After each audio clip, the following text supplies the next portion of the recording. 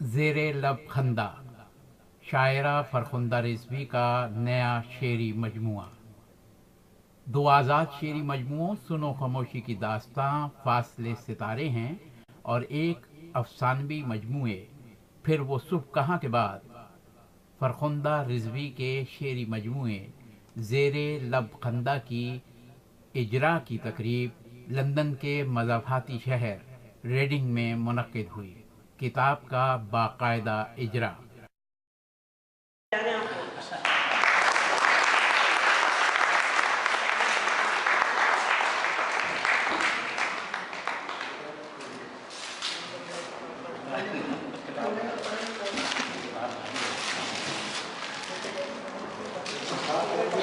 आवाज सुनेंगे तो चुपके चुपके बातें करेंगे तो आगे सबको पता चल जाए क्या कह रहे हैं।